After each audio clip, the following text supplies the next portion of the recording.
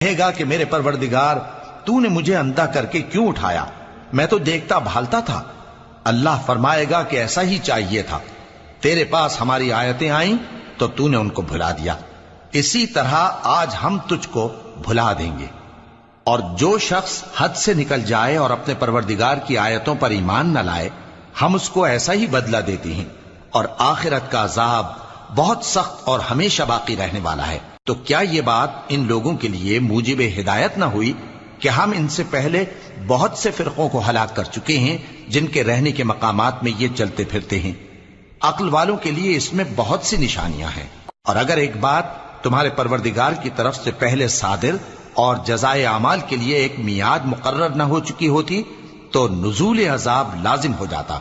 پس جو کچھ یہ بکواس کرتے ہیں اس پر صبر کرو، اور سورج کے نکلنے سے پہلے اور اس کے غروب ہونے سے پہلے